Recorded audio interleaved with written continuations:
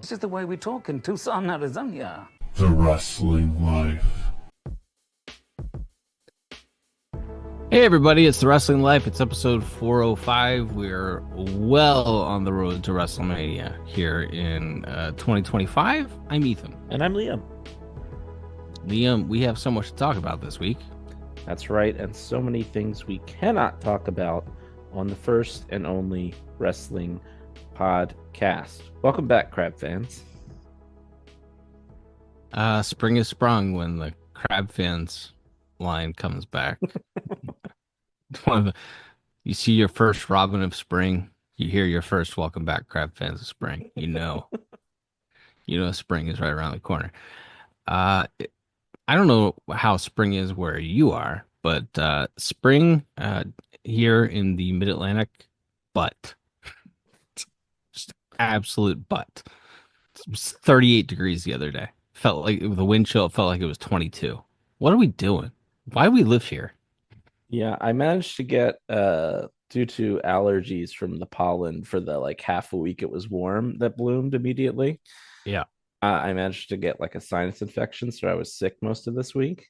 Ugh. I'm better now, but so that's what I got, and then immediately the weather changed again, and now we're back to the 30s and 40s every day. So I got to enjoy very little of the tiny bit of warm weather we did get. So there's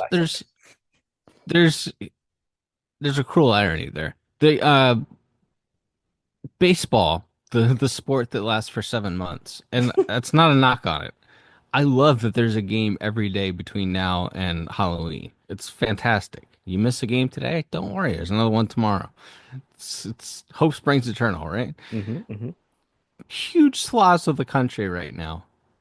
They're playing baseball, and guys are wearing those ski masks. What are we doing?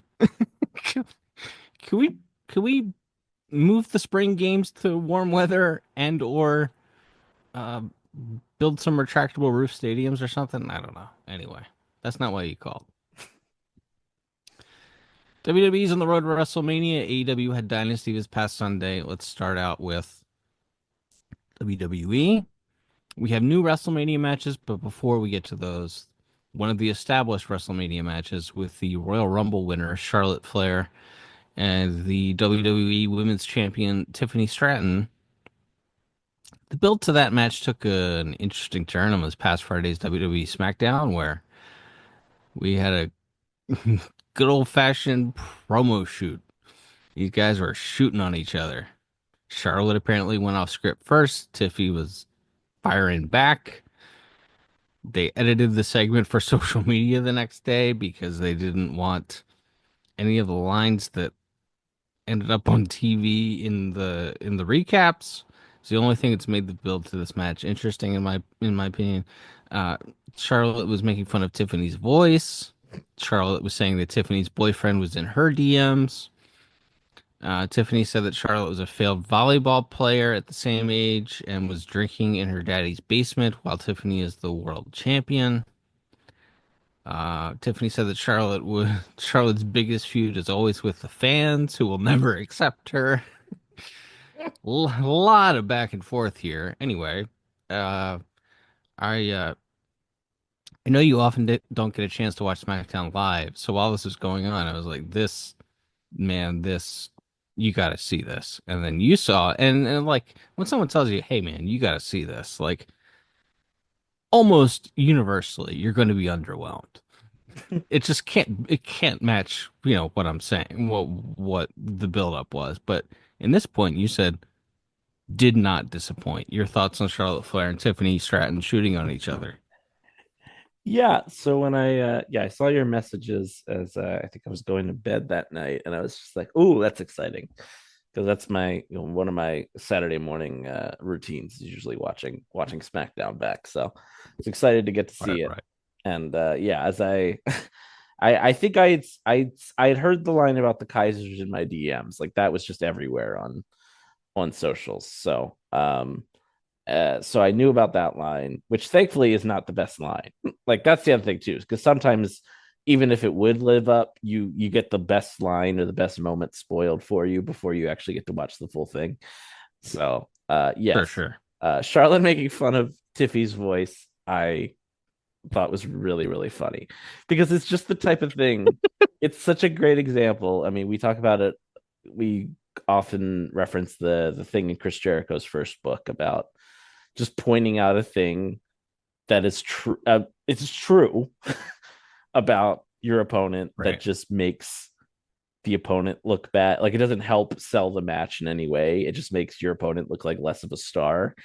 So when you beat Right. them, what do you get out of beating them? Right. Um, so which has kind of been the whole point of the build even before this week is Charlotte talking about how like, yeah, I'm in WrestleMania main events all the time. This is nothing to me, but this is like gonna be your only one. So um but anyway, like that was incredible. Obviously Tiffy brought up Charlotte's very real divorces. And then Oh, I ran out forgot of the about that. ring Yeah. and then ran out of the ring. Which it tells me that Jerry Briscoe did not teach Tiffy any holds before this, just in case Charlotte got violent with her. So need to get on that for Mania week, for the big showdown in Montreal. So Hmm. yeah, I was it was wonderful though. And then yeah, they're shooting on each other. Yeah, the stuff about her, like that this was not Charlotte basically fell into this at a later age, and we there's a real life reason for that we've talked about before. She's publicly said it, like she lives her dead brother's dream. Like that's kind of how she fell into wrestling.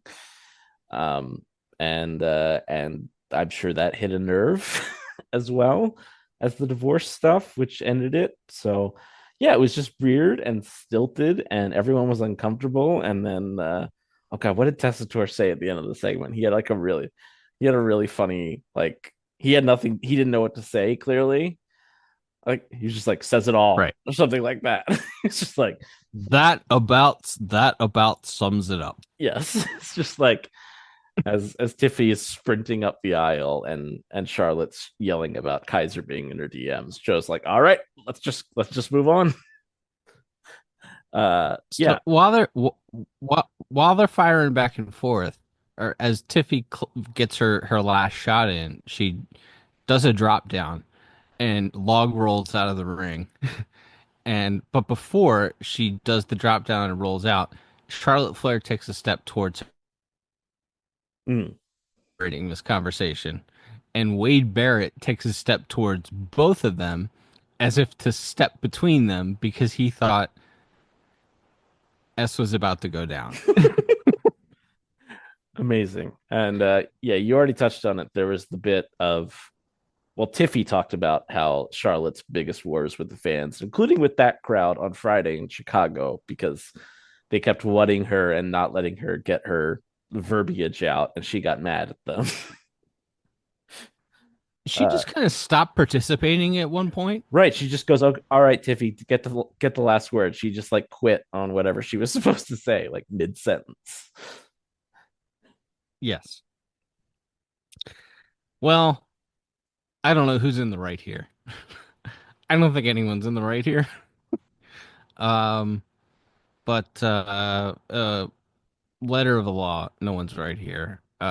Morally, ethically, it's hard for me to root against the person who stands up when they're getting picked on and got shredded the last time that they had a verbal confrontation in a backstage segment when they were kept in separate areas where Charlotte allegedly also went off script there. Correct. So yeah, I don't know, man. Yeah. Anyway, this match at WrestleMania between them could it could be really really bad. I mean, we've seen what happens when Charlotte does not feel like it. It can be a rough night at the office watching her matches. We'll see. Remember that one with her and Naya? They They actually started slapping each other for real on a Raw one time. Yeah. Yeah, they got so lost and mad at each other, they just started hitting each other. It was awesome. Um, one of my favorite Raw matches ever. But yeah, only other thing I want to mention about that the promo itself is that some of those lines, specifically the ones that Tiffy, maybe I'm underestimating how mean and like clever she is, but given her age and everything. But I was like, those are Heyman lines. And I think I saw a few other people talk about that online. Of it, it had the same stench of like some of the little barbs that got thrown in during the Becky Ronda stuff, which Heyman had his hands all over. So I I I wouldn't be surprised.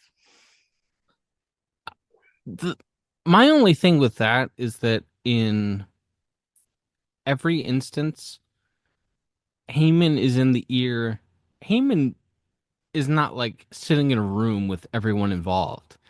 He's pulling his his target aside Mm-hmm. and whispering in their ear. And in the Ronda Charlotte Becky feud, it was Ronda's ear he was whispering in. And Becky possibly thinks that he told Ronda to roll her shoulder during the main event. During the main event of WrestleMania that undercut the start of what was supposed to be her coronation. And and Heyman has been in Charlotte's ear since. So I don't know why Heyman would get in Tiffany's ear unless he's changed allegiances, which is absolutely a possibility, Mm-hmm. given he likes to glom on to the next big thing. Maybe he's decided Charlotte is old news and he's in Tiffy's ear. But I would have thought if in this scenario he would have been in Charlotte's ear. But hey, I don't know. It's possible. It's interesting. Well, anyway, to your point, this is the most interested I've ever been in this match, and I am already dreading when WWE tries to co-opt it and make it part of the storyline next on this week's SmackDown. It could happen. It could very well happen. Uh, this week's SmackDown is there's still one more after this. Okay. So, it's not the go home SmackDown, which is just a commercial for a commercial for WrestleMania with the Andre the Giant Battle Royal usually. So, Kevin Owens announced on SmackDown that he has a neck injury and needs surgery. So he got hurt in a match in January. I don't know that it was the Saturday night's main event ladder match or the Royal Rumble ladder match. Hang on. The ladder match was the Royal Rumble. Mm-hmm. Um, February 1st. So I don't know if he got his timeline mixed up or if he was already hurt going into that match where he like took a power bomb on a ladder and had his neck twisted at an obscene angle. But Kevin Owens, 40-year-old wrestlers who worked in Ring of Honor and worked on the indies in the 00s and the 10s. Not a surprise when they need neck surgery, but a bummer. And hope he comes back okay. Any thoughts on Kevin's injury? Yeah, that's a bummer. One of the only like matches on this Mania card that was like a singles match plus like just like a grudge match between guys who hated each other.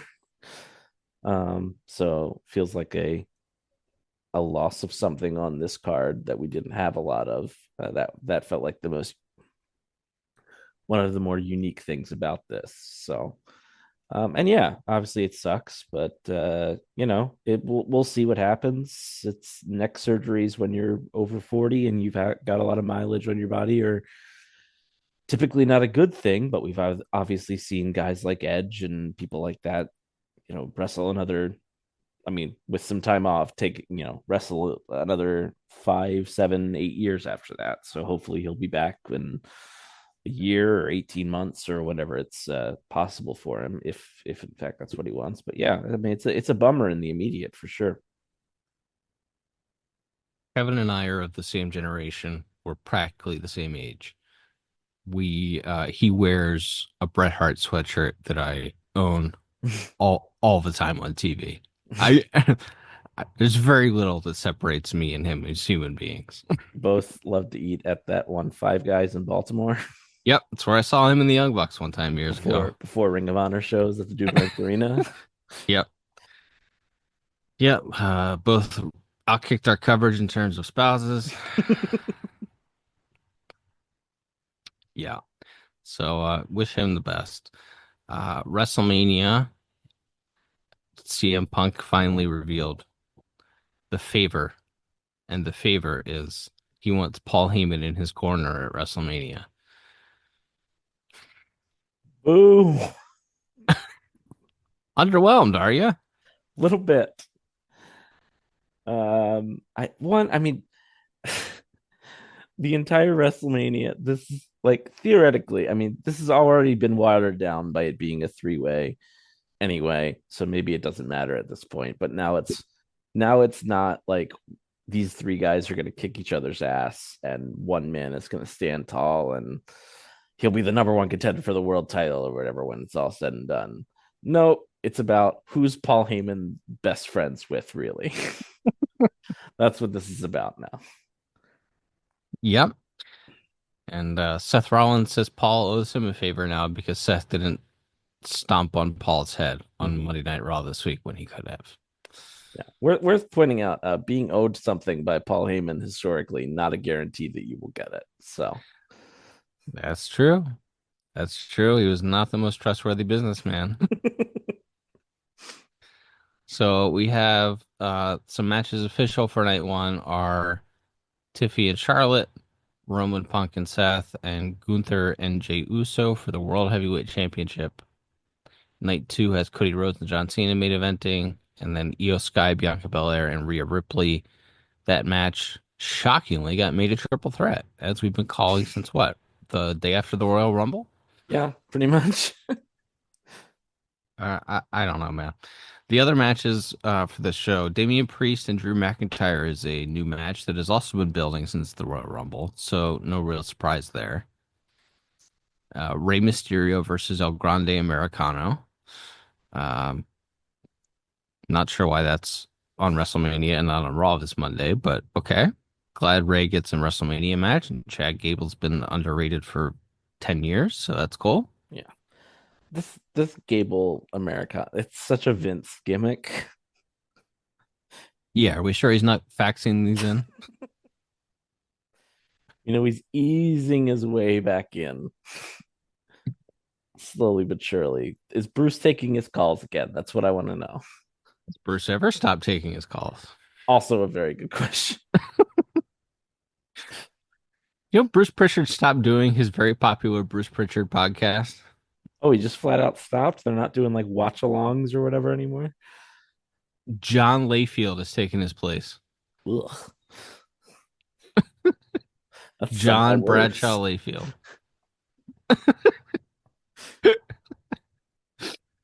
Look, if you are like me and grew up in the 80s and 90s and have nostalgia, a certain amount of nostalgia for that era of WWF,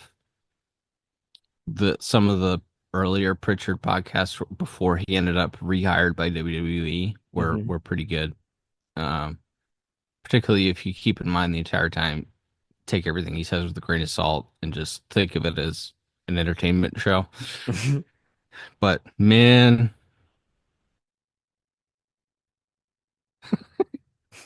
like what's John Layfield know about the Honky Tonk Man Randy Savage feud from 1987? Oh, so we're still Yeah. talking about that era of wrestling, even though. Well, I think they've moved. I don't listen, so Right. I don't listen anymore, so I can't tell you. But the clips I've seen have been Layfield talking about stuff in the 90s. So like when he was there. Okay. I mean, I don't I know. don't know. I feel like there's just not the appetite to rehash. Maybe because there's been 8,000 Attitude Era documentaries and everyone interesting from that time period has done like hours and hours of interviews. And more of it was Right. documented like by the company at the time. So Right. like the 80s stuff is more interesting because it not every there isn't 100 hours of footage of everything that ever happened during that period. But whatever, like good for Right. good for AAA's John Layfield. Uh, the other thing is he's talking about a time period that is like the time period where the WWF had the least amount of interest it has ever had. Like before the Attitude Era, but after Hogan. So it's the Brett Shawn, and and there's some stuff you can talk about there, but that's when I mean we've talked about to your point, WWF has talked about Brett and Shawn and Shawn and the Click ad nauseum Right. for near 30 years now. Right. So You like, get past do those we really guys, want to talk? and it's Undertaker, the most boring man who's ever lived, and below that, it's Savio Vega. like, Right. It's, no offense to Ron Simmons, but it's Savio Vega against Farouk in a Caribbean strap match. right. Well, let's talk about the rich lore that led to the Caribbean strap match. Exactly. Anyway, WrestleMania 41. Braun Breaker wrestling Penta, Finn Balor, and Dominic Mysterio for the Intercontinental Championship. Braun hit a nice spear on Carlito this week that sent social media a gaga, if I can invoke a little French. Please do. Jade Cargill versus Naomi. So we get the first women's singles match at WrestleMania that is not for a championship since I think a pillow fight at WrestleMania 22. So that's cool. I think Tori and Candice Michelle had a pillow fight. Nice. um, hey, Yeah. credit to Jade and Naomi. They did need to make sure that Jade is good and humble now that she's back. They did beat her immediately upon her returning to the World Wrestling Federation, but overall, Naomi's trying She really hard, so good for her. Jade came back with a still incredible but a different physique, Mm-hmm. and they had her lose to Liv Morgan on a random SmackDown after keeping her unbeaten and in fact perhaps taking her out of certain booking scenarios where they wouldn't have to beat her to having her beat by Liv Morgan on a random SmackDown. Yeah. Look, man, Well, you can draw your own conclusions, but it seems like maybe someone doesn't have an exemption to use chemicals anymore, mhm. and they want to teach her. They want to teach her a lesson.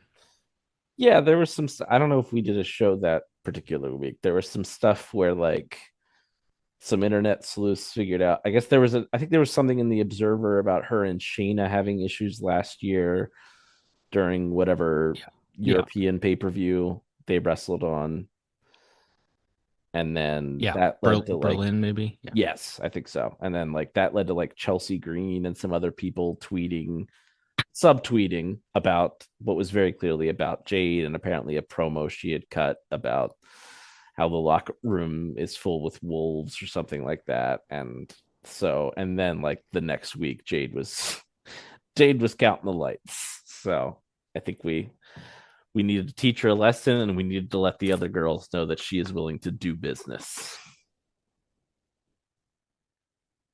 can I ask what I'm kind of conflicted on it Mm, because it's dumb on one hand. If you like, you spent a year and a half building up Jade Cargill, and then you just beat her out of the blue with no real build for no real reason. What do you think about that? We need to make sure that they'll play ball, like when they brought Tessa Blanchard in for the Mae Young Classic and had her. They were testing her, so they had her job in the first round, despite the fact that she was the most talented wrestler in the tournament. And then she went into the locker room allegedly and leaked the results of the Mae Young Classic.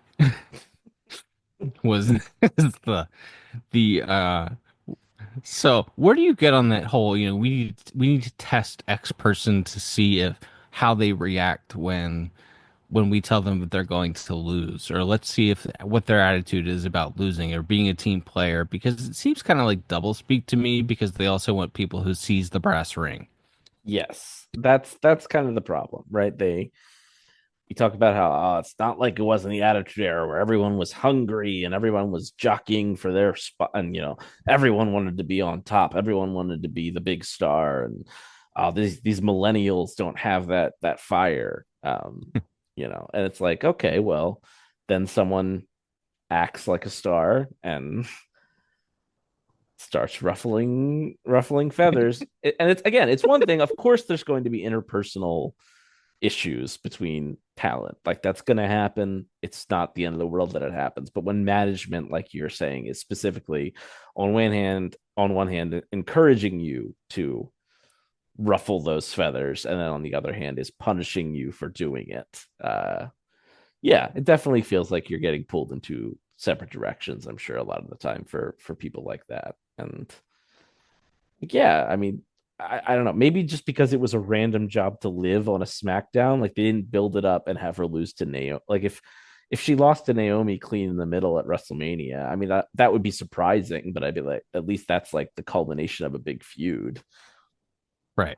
Just doing it on a throwaway SmackDown, that felt like we think there's a fire here and we need to put it out to me, which is again still silly because I mean, we criticize the owner and booker of the other territory, Tony Khan, for not being able to put out fires backstage for the last few years, rightfully so. And it's like, well, surely someone could have gotten all of these women who have issues in a room and mitigated this without us having to job out Jade on a random SmackDown.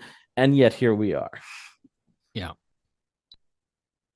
The aforementioned Liv Morgan and Raquel Rodriguez will be defending their tag team titles at WrestleMania against the winners of a gauntlet match set for SmackDown this Friday. Uh, I don't know. The only team that stands out to me in the gauntlet is Bailey and Lyra Valkyria, because those two wrestled each other on Raw this week. Seems like maybe they're the only ones with the chance to win this, and I don't know. Unless they do some kind of weird schmaz and it's all of them because they want everyone to be on the show. It's very possible. And LA Knight will be defending the United States Championship against Jacob Fatu. Tell you what, man. Braun Strowman, his body's absolutely betrayed him, right? Mm-hmm. He's shot. He couldn't run 5 years ago, right? When they tried to give him the choo-choo train gimmick and make him run around the ring like a big choo-choo. Yeah. And they play the choo-choo sounds. Mm-hmm. He's still doing the choo-choo run here 5 years later. It's like one of the big spots in his matches. He's a glorified job guy. I'm not sure if he realizes it yet, but Braun Strowman is a glorified job guy now. Totally fine spot for him, by the way. Like Mm-hmm. the alternative is he wouldn't be employed. So good for him. But yeah, anyway, he has had some matches in his career that have no business being any good. He and were somehow really good. He had a cage match with Big Show on a Raw in, like, I don't know, 2018 or something, that was great. Mm-hmm. That he had a last man standing match on SmackDown against Jacob Fatu this past week. It was absolutely phenomenal. It was great. like, Like by all accounts, it doesn't make sense, but it was. it's like it was a stipulation that actually, like, the last man standing matches can kind of slow down, or they can be slower paced. Mm, But in this case, they needed the long, like, 9 count teases in between all of the crazy cart wreck spots they were doing. right. So the stipulation actually helped the match. It was great. Braun Strowman and Jake Fatu had a great match. And yeah, you could say, well, he was in there with Jake Fatu, who's great, but Braun held up his end too. It was great. Yeah. I was very impressed by that. I was funny because you mentioned the Big Show match. I was like, yeah, Braun is there now to do what Big Show did for him for Jacob Fatu currently. Like that's Right. his role is to get to, you know, be formidable and then lose. Like, Right. and he's doing a good job of it to his credit. Yeah. And AJ Styles Logan Paul is the other WrestleMania match. Oh yeah. Karrion Cross is for some reason vaguely involved in this. Yeah, he's AJ's TV program. They decided on the build to WrestleMania. So they're wrestling on Raw this week. We have 12 WrestleMania matches here. I don't know if we're gonna get any more added. And we have one, two, three, four multi-person matches, even though it feels like many, many more for some reason. Yeah, I mean, Orton's got to do something on the show, you'd think. Yes. Sheamus doesn't have a match at the moment, so you could throw those guys together. You know, some kind of multi-man thing for LA Knight's belt to get some guys on the show, but like that's just guesswork though. Otherwise, yeah, it feels like we're pretty much at capacity here, especially because we got to run 86 cinnamon toast crunch ads during the show as well. So Raw this week was absolutely brutal. I mean, first of all, they had the unfunny, controversial political comedian on, oh yeah. uh, Tony Hinchcliffe, who was on commentary. They also had Burt Kreischer all over the show. I, I, I, at the risk of infuriating you, I like Burt Kreischer. I think he's actually funny. Okay. I, I like his shtick, which is loud, obnoxious guy who takes his shirt off and drinks beer. Mm-hmm. Is it highbrow? No. I like Burt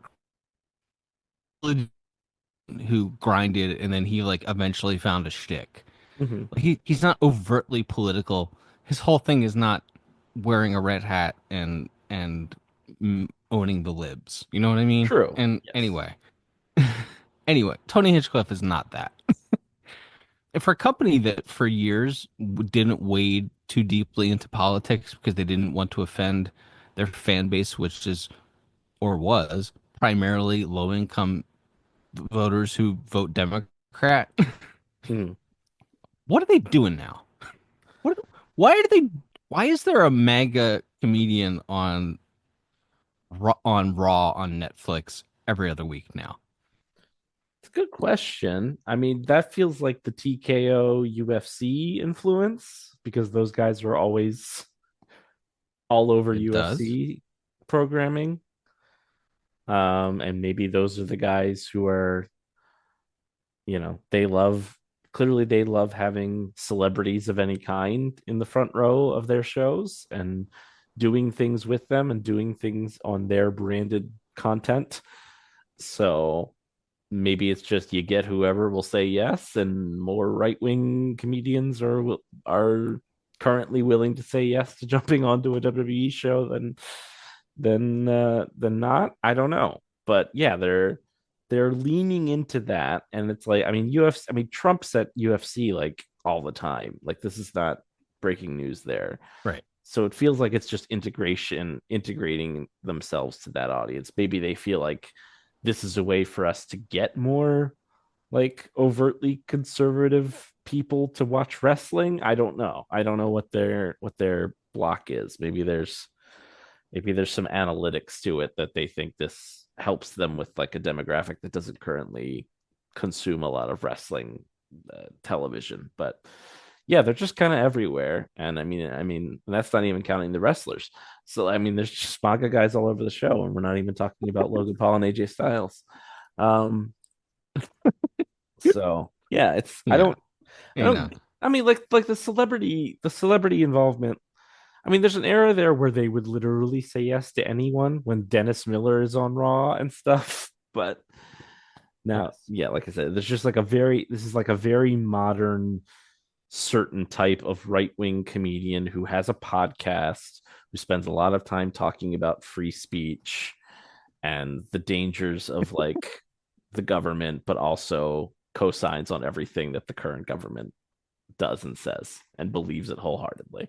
So, yeah, I don't know. There's a lot of those guys floating around this old universe at the moment. Yeah. I don't like it. I don't like it at all. NXT Stand and Deliver is WrestleMania Saturday. It's at 1 p.m. Eastern. There are 5 matches on that show.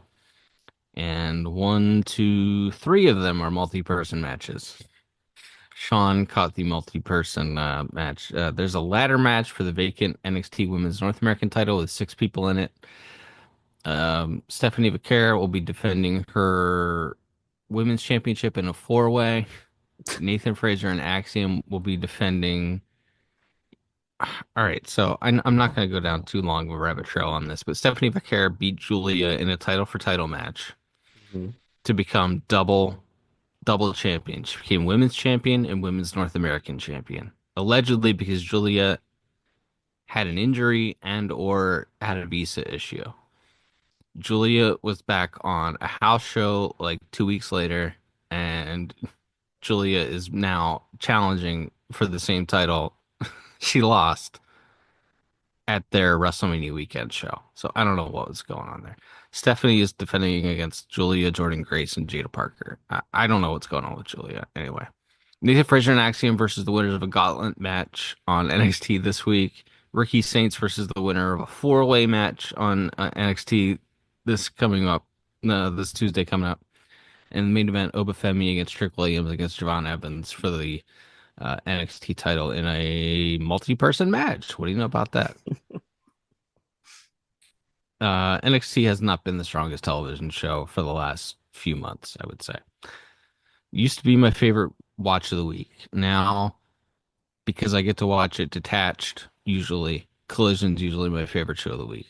Uh, yeah, if SmackDown were 2 hours, I would enjoy it. That's fair. Perhaps. Yeah. I like SmackDown's tag team division. Nobody's really over or nobody's really presented as bigger stars than any other. Yeah.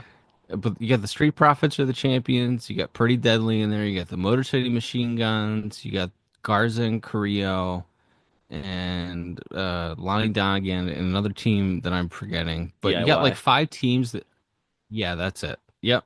You got 5 teams there that like trade the titles back and forth, and one team wrestles another team every week. And I don't know, it's cool. You could do worse. That's a it is the most solid a tag division has been on a main roster WWE show in possibly 10 years. Possibly like, yeah, maybe 25 years, like back to 23 years, back to the Edge and Christian, Hardys, Dudleys era. Yeah. Like, I'm watching a bunch of old stuff almost every day. I watch something from the 90s, the 80s or the 90s on Peacock. Dude, the tag team division used to be the meat and potatoes of the card.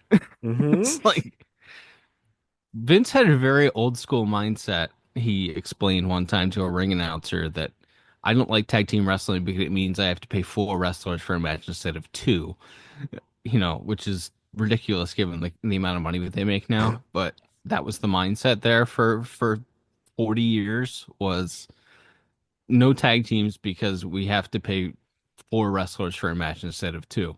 But still, that late 80s, like Heart Foundation, Strike Force, Demolition, all Rockers, all those guys. I'm just naming teams now. Yeah. It was the meat and potatoes of the card. It was the opener. It was 3 matches in the middle of the card, and it was the semi-main, and the singles stuff you could space out. And anyway, Well, and like wrestling's better with tag team. yeah, and it's better when like the tag division itself has like the depth to have like an opening match, a mid card, and a main event level teams, right? Like you had Heart Foundation and Demolition type guys on top. Then you had like the Rockers a little further down there, Brain Busters, and then you go a little further down, you got like the Killer Bees and somebody like the Rougeos. Like you had Right. like there's levels, there's Right. tiers here, and AEW had that for a while when they had like the Spooky Guys and the Dark Order and the Young Bucks and Best Friends and Pillman and Griff Garrison, and like they had like Right. a tiered division, and it was a lot of fun because you could mix and match those guys. Remember when Matt Sydal had a brother for like 3 weeks? And they were a team. They were a fun team. Like there was a lot of fun tag teams on that show, and you could mix and match them in a lot of fun ways. And there was there were levels to it to get up to the top of it, and it felt exciting when a team broke through to the next level. And it's like, yeah, that just doesn't exist anywhere, at least not in US TV wrestling right now. But SmackDown's doing its best, to your point. Yeah. I mean, they, there's at least a lot of tag team wrestling on this show. Even if Yes. even if they don't understand your tiered concept, which is correct and accurate, Yeah. they don't. That's a lot to ask the Road Dog to comprehend, I think. All right, we also have AEW Dynasty to talk about. There was a pay-per-view this past Sunday. It it was a very long show. I Mhm.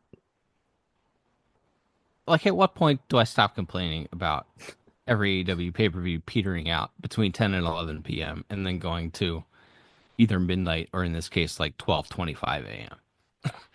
It's every show.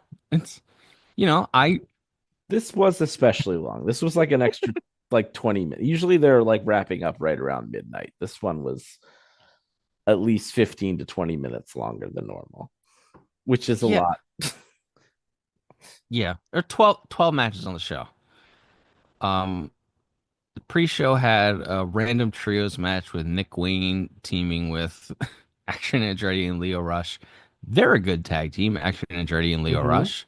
They got their matching gear. They got their puffy coats. What more do you want? Exactly. They beat AR Fox and Top Flight. Top Flight, lower card tag team. Mhm. Anthony Bowens returned. I didn't know he was gone on the on the pre-show to defeat Max Caster. They broke up their very popular and successful tag team to do singles, and Max Caster has lost every match since. And now he put over his partner Anthony Bowens, who I was like, why does he have STP on his chest? STP, the synthetic motor oil. STP, Stone Temple Pilots, the 1990s grunge band from Seattle. No, it said 5TP because he's a 5 tool player. Yes. So I'm an idiot. The font and is close enough that Shane Taylor was on Twitter going, "Hey man, that looks a lot like STP," which is his group is called Shane Taylor Promotions, and they go by STP. So I feel like we need a different font at the very least for Bowens' gear. Yeah. As before we get into the main card at Dynasty, would you guess how many commentators they used in the booth between the pre-show and the pay-per-view card? Okay. Uh, I'm not gonna sit out here and try to count it out because that feels like cheating. No, you can do it. I'm just gonna say, okay, so Excalibur, Yep. Tony, Yep. Daddy Magic, Yep. JR, Yep. Taz, Yep. Nigel. Yep. Am I missing somebody? You're missing two people. Oh my god. I thought maybe six or seven. All right, who am I missing? I give. MVP Oh, of and Don Callis. course. The main character. How could I forget the main character of AEW, Don Callis? I do enjoy the bit every week now on Dynamite where a fan dresses up as Don Callis. It's This like, week it was an African American fellow this week, and he did the scar also. It was a yes. great bit. Yeah, I don't. For a minute, I'm like, I feel like the company is going to try to co-opt it in some way and make it worse. But currently, it's very funny.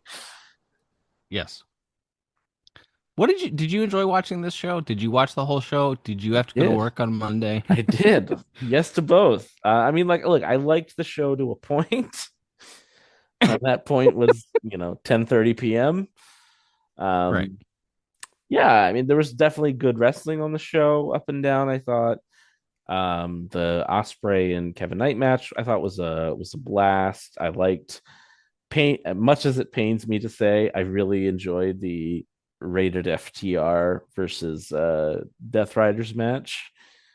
I thought that was Yeah. really, really fun. And I honestly thought that Dax and Cash did a great job with the heel turn after that match as well. Yeah. Um, and it really hurts. It hurts to say that, but it's I must be an objective broadcast journalist here on the first and only wrestling podcast. But yeah, and then like a lot of it bled together. I was happy for Adam Cole. I think he and Daniel Garcia had a gentleman's 3-star match.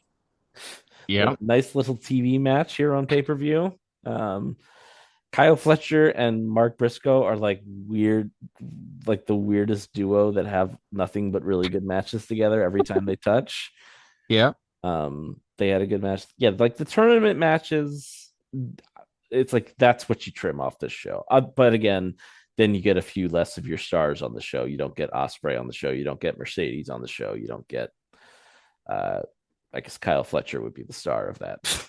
I mean, yeah, so you get a few less people on the show if you do it that way. But yeah, adding those tournament matches, while I can understand why, because you wanted all these people on the card, and we've had this conversation on and probably, I mean, off the air and probably on the air as well, which is that clearly Tony's strategy is, look, I'm asking people to pay $50 for this show. I got to give them everything, every star, every type of match, and 4 5 6 hours of content to justify the price tag. And it's like, it's a noble, it's theoretically a noble notion.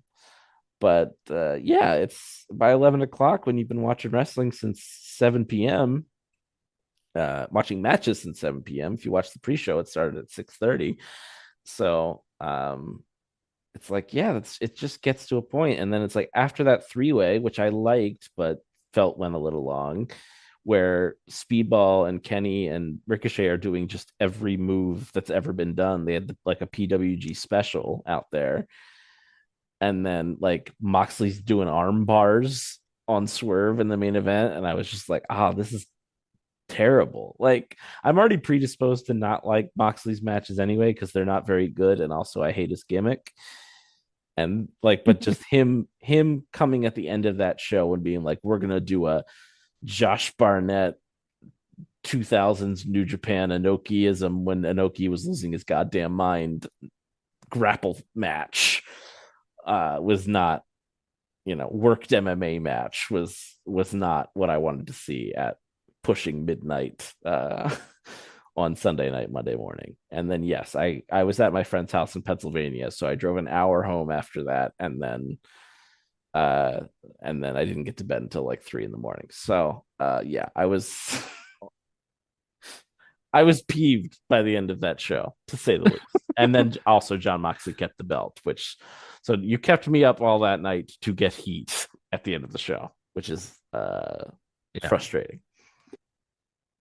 Did you go see this with your legendary friend Benny Omega, who lives in the woods? That's true. He lives in the woods in PA. We switch off. He does sometimes come to my place in Baltimore, which I mean, it's equal distance. So he's had to drive home in the middle of the night before as well. But yeah, I drew the short straw on this one in the sense that the March pay-per-view, which he came to my apartment for, ended at like 11:45, and this one ended at 12:25. So I just luck of the draw. What can he say? Yep. You covered most of that pay-per-view there, so I'm just going to go by results real quick and chime in with anything you like. You mentioned Will Ospreay beat Kevin Knight in the opener in an Owen Hart tournament match. They chose that to be the match Jim Ross was on commentary for. Interesting. The Hurt Syndicate kept their AEW tag team titles, defeating the Learning Tree. This would have, of course, then play into the big Chris Jericho angle on Dynamite. We'll talk about it in a second here. The Road Warriors squashed the Learning Tree. Shocking. Mercedes beat Julia Hart for the Owen Hart tournament. The first round of that, pretty strong. Yeah, I don't know. I'm predisposed to like Mercedes matches. They had 13 minutes. I wouldn't say they cooked. I wouldn't say they got out of third gear, second gear, third gear. But I enjoy this wrestling match. Am I drinking Kool-Aid, or do you? I thought it was good. Probably on the lower end of good Mercedes matches as of late, which is more of high praise on her than a knock. Yeah, I mean, Julia is limited in her experience, and also was then missed almost a year with an injury. So Yeah, it was fine. I think what's important is maybe there was some stuff at the beginning of the match people didn't like. I saw some people being like really down on this, like even Mercedes stands not thinking it was very good, and I just thought like I thought it was pretty solid, and then really like all in that last 5 minutes, the crowd just really, I mean, it was a really good crowd for most of that night, to their credit, as long as that show was, and they were like they got really into Julia as a baby face, even though she's not really a baby face.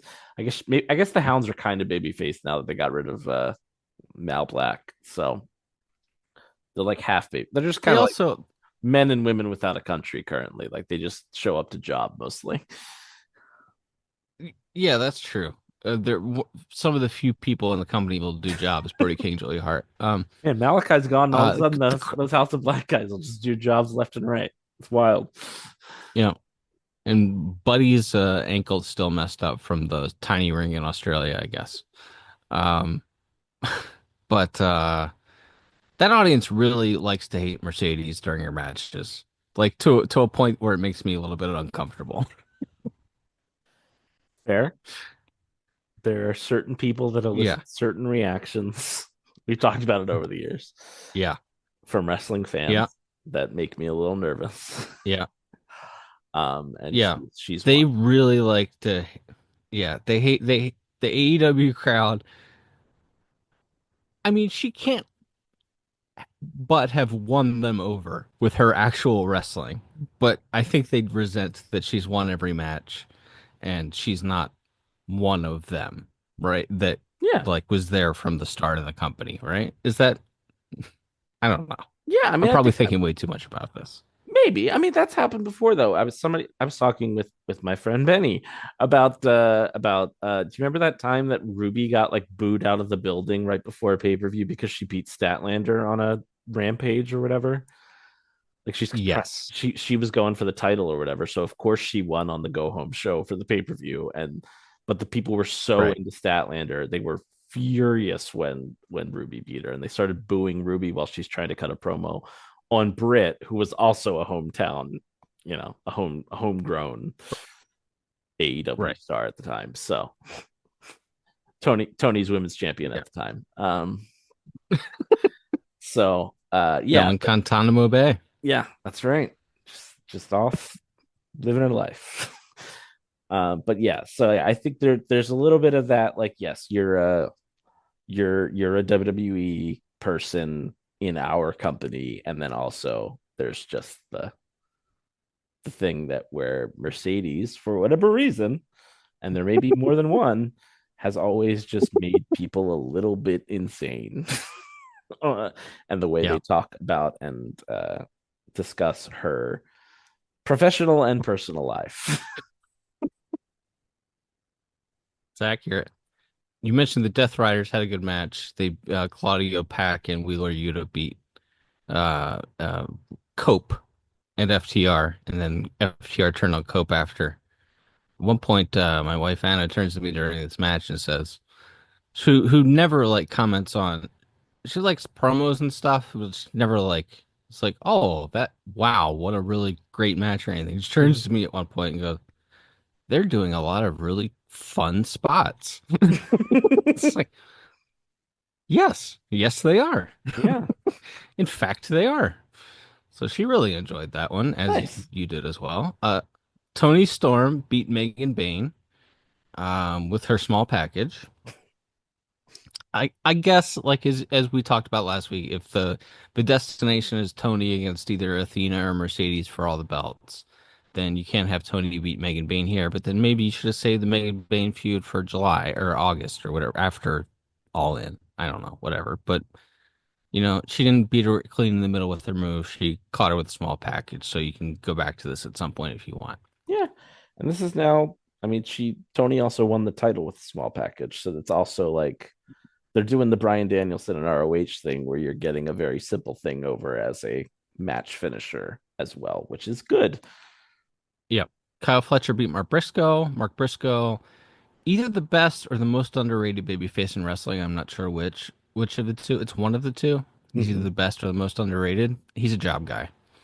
I'm not sure if he realizes it. He won on Dynamite, but he's a job guy. Bandito beat Chris Jericho in a wacky match with a reverse decision. They did the Dusty finish. Bandito kept his mask and won the Ring of Honor World Title for Chris. So I guess we're not getting a TV deal anytime soon. Uh, Remember, Chris was ROH World Champion because he was going to get the company a TV deal. Right. So Bandito beats Jericho for the Ring of Honor World Title. It's the Ring of Honor World Title, like whatever, right? Mhm. ROH people come and go from Dynamite all the time. On Dynamite this week, Jericho got TV time with his TV time segment to tease breaking up with Big Bill and Brian Keith, and Bandito wrestled on Ring of Honor that was taped before Dynamite. So Chris Chris still on TV after his loss. Bandito not on TV after his world title win. Great. That's what we call the Jericho special. Yep. Adam Cole beat Daniel Garcia. Daniel Garcia. I was looking for signs of boo boo face when Garcia was on his way out, and it wasn't the worst I'm doing a job face I've ever seen, but it was definitely there. Oh And yeah. Adam Cole, I don't know. Garcia, they gave him the TNT title because they like a month or two late. Like after he had some real underdog babyface momentum, they gave him the title a month or two too late, and then they immediately dismantled the mid card singles title divisions to rebuild the trios division. Yeah. So Garcia was like, I don't think he actually did any jobs. They usually beat Daddy Magic or the Tubby Kid or the other one Home in their guy. matches, Yeah. but yeah, but the yeah, comb guy. But he just lost like trios matches all the time and never really had a singles feud for the TNT title. So I don't know. Maybe Adam Cole. Maybe they'll keep this going. I don't know. Yeah, Any thoughts on Daniel Garcia's TNT title run? yeah, I mean, I think that yeah, that covers it to a large degree. Yeah, I feel for him because yeah, he had genuine momentum with the audience, especially around the MJF feud, and then I know that was partially tied up in he had resigned yet at that point. Right. Uh, but yeah, and then he again the follow up since he won the belt was yeah he would like he would wrestle like Shibata or Mark Briscoe level guys or the heel equivalents of those Right. on Collision, for the title and beat them, but he would not. He wasn't really in feuds, and he didn't really get any sort of shine. And part of that's because you have four other singles titles on the show, I mean, especially when Jericho is the ROH champion. So there's another belt on TV. So yeah, he just didn't really get any shine his whole title reign. So it's not nothing he did, uh, but it didn't last long. So yeah, I guess we'll see what's going on. It seems I guess well this is getting towards Dynamite, but I guess the kingdom is gone, huh? Like it's just Adam, Kyle, and Bob now, or Adam, I Adam, Kyle, and Rod. I I don't know, man. I don't know. Maria and Mike. We know Maria's gone. Mm-hmm. We know Mike's married to Maria. We know Mike and Matt are tag team partners. We know Matt We is know married to Maria. Mike. Maria is not afraid to napalm a bridge. Mm-hmm.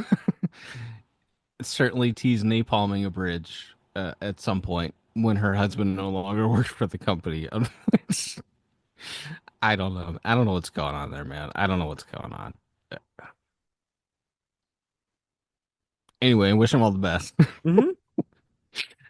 Kenny Omega beat Ricochet and Mike Bailey to retain the international championship.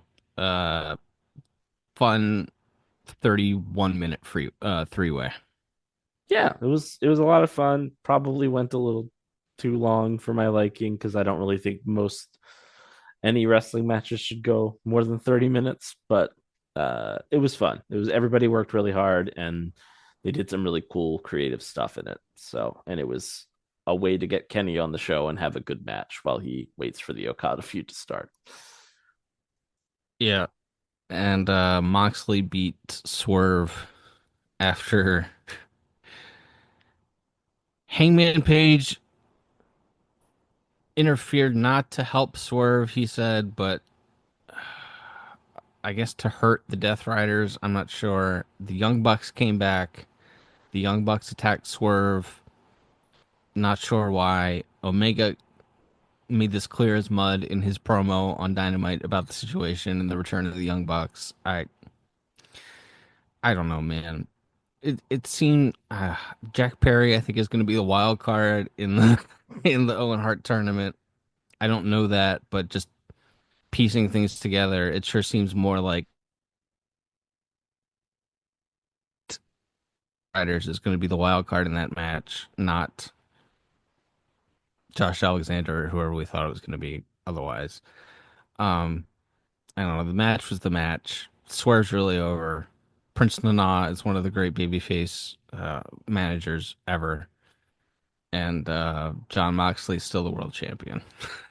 So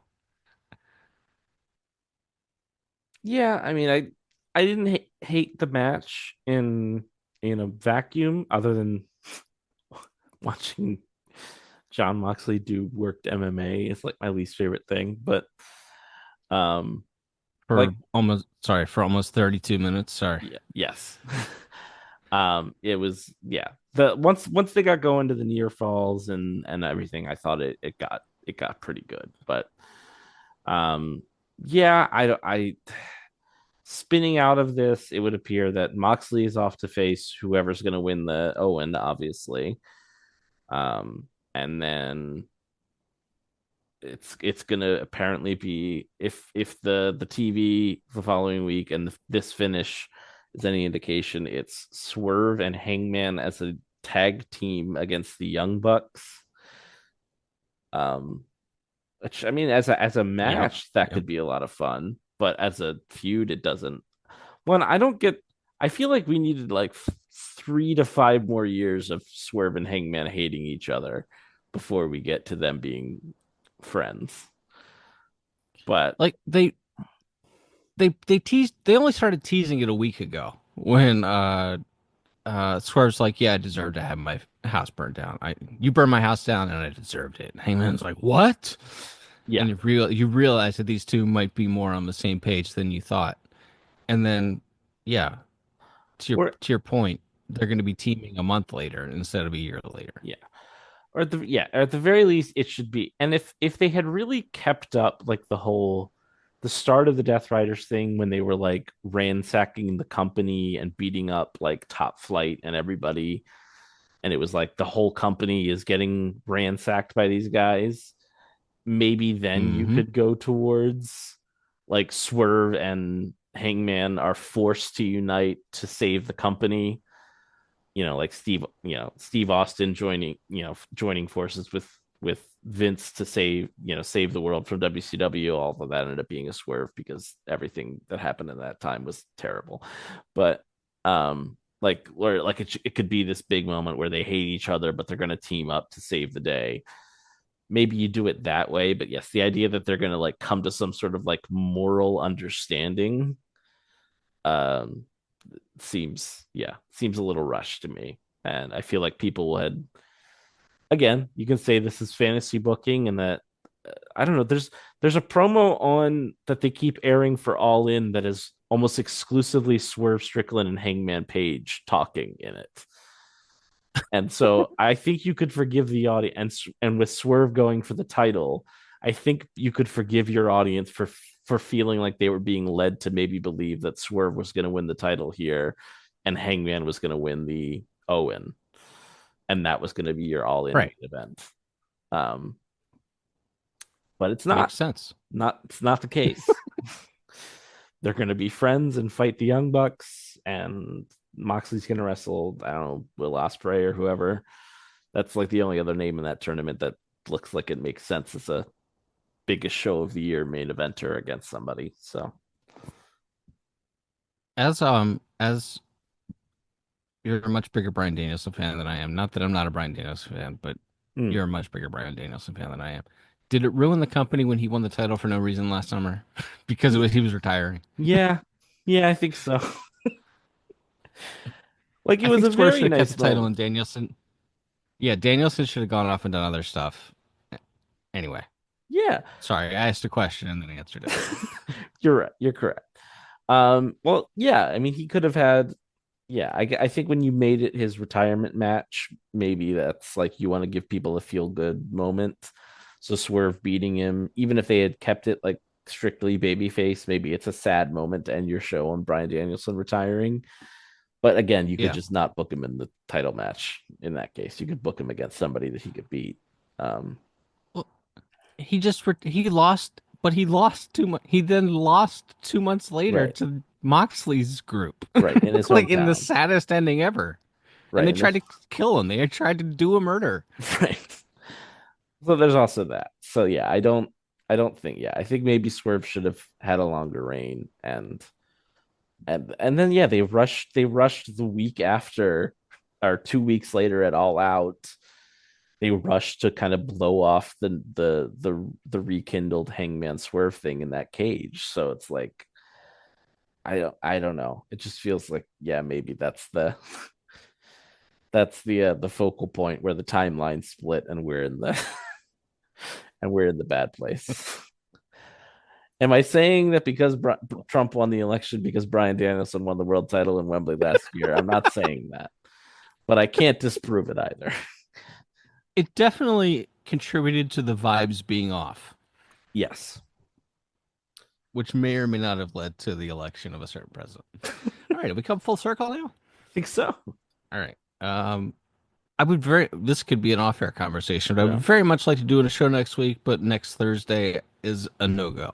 So I don't know if you're going to be around Friday, or I don't know if we tape something shorter on Wednesday night or something. I don't know. We'll figure it out. Yeah. But we need to do something for WrestleMania week, and I can't do it Thursday night, so we'll All right, we'll we'll figure it out. But There will be a show sometime next week. Yep.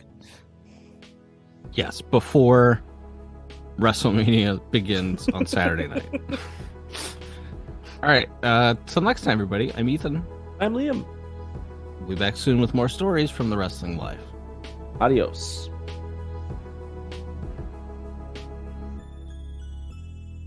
Thanks for listening. Don't forget to leave us a 5-star review on Apple Podcasts. Now, here are this week's bonus features.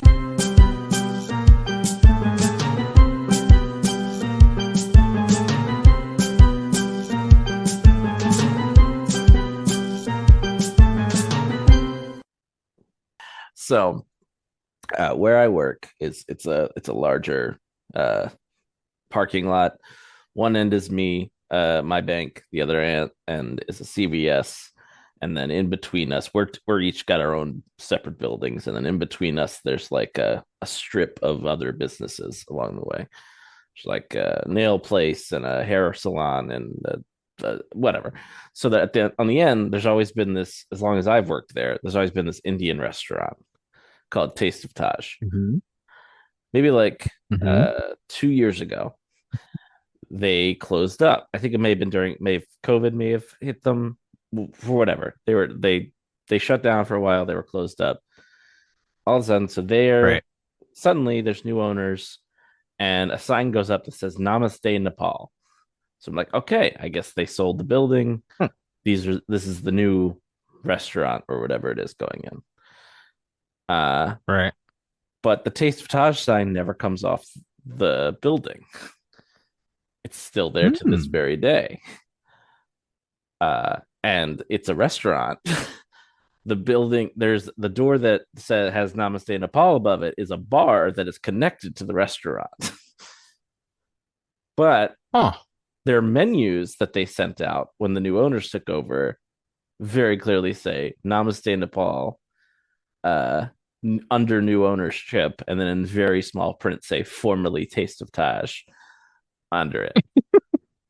And the big sign that like for the shopping center that has all the signs on it, I think just says Namaste Nepal, but still Taste of Taj kind of exists.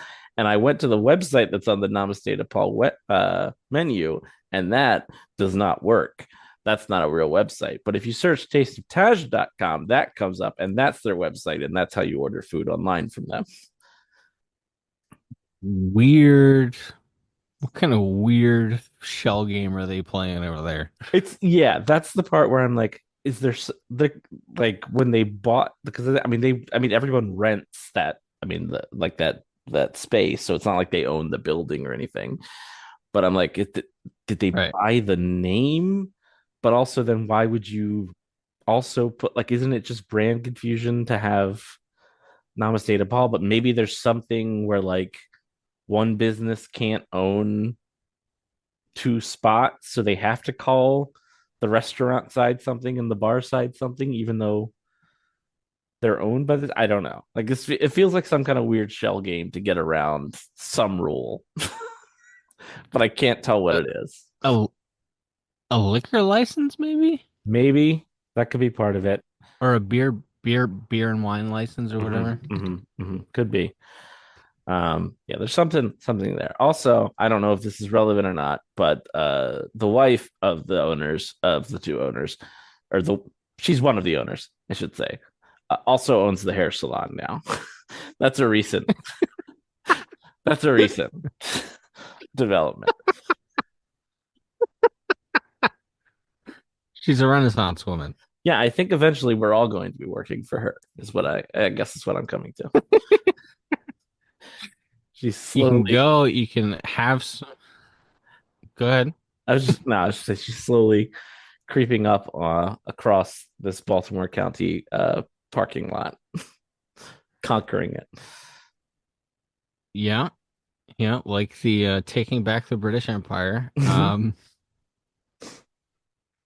You can go. You can get some Nepali food, and then you can get hammered at Taste of Taj, and then you can get your hair done. What more is there? Now you have those backwards. Taste of Taj is the restaurant. Namaste Nepal is the Damn bar. it! Damn it! Namaste Nepal. Oh man, it's a terrible name. I mean, I they're don't know. both really bad names. I thought it was a yoga studio for the longest time Mm-hmm. until we found out that they were owned by the same people and that it was a bar. Tremendous. That is tremendous. Um, Met my wife at well, we met online, but we had our first date at a place down here called Portside Tavern. It doesn't exist anymore. Mm-hmm. We used to go there on our anniversary every year. So we go one year, and it had changed ownership. It had been local guy that our brother knew had owned it forever, and then he sold it. Mm-hmm. And so we go one year, and there's an Indian restaurant next door to it. It's very interesting that it's in an Indian restaurant to me. I'm not sure why, but so we go to the bar, which has typical bar fare or whatever, and we're like, yeah, can we get the the Chesapeake burger and the nachos or whatever? And the lady goes, the our chef fell off his scooter on the way in. He's not gonna be here today, but you can order from the Indian restaurant from the Indian menu. You can, and we'll just bring it over from next door. So they owned both spots there Okay. as well. And there was also some kind of weird shell game going on there. It's like, well, you know, I like a good tiki masala as much as the next guy. I Mhm. like Indian food, but I was really expecting onion rings and nachos here today, but damn guy fell off a scooter. I mean, surely your chefs over at the Indian place could figure out how to fry some onions in batter, right? Yeah, how about you bring one of them over here? since since it's all connected. Mhm. How about one of those guys comes over here and and dunks the basket of French fries in the oil? Like what? Yeah, like if you want to I don't like know. take a few like complicated, if there's like a sea bass or something on the menu, you don't want to leave that in the hands of someone unfamiliar with the dish. Fine, but like frying up burgers and fries and putting melted cheese on a plate of chips. Come on, we can make this work, fellas. Yeah, how hard is that? Really? Okay. The Taste of Taj, Namaste Nepal. I immediately thought of there was a weird thing with those two places down here too. Mm-hmm. There was also a weird thing where then there was some kind of feud between the owners of the Indian restaurant, and one of them opened a competing Indian restaurant like the next block down. Oh my god. Like, and this is Canton Square, so it's like 50 feet away. It's like we had we had zero Indian restaurants in this neighborhood for 30 years, and now we had two within 50 feet of each other because the owners started feuding. Putting Anyway, each other none of and the Indian themselves restaurants out are of still open. business for spite. Exactly. So now one of them is just one of them's a bar called Good Vibes. I'm not sure what they serve. And the combination Portside Tavern Indian restaurant is now one Korean barbecue place called Steak and Bone. Mm. All right. Have haven't been there yet. Steak and Bone. What? Who named this? It's like a fancy evening at Elton John's house. Hey now. I try to keep on keeping on.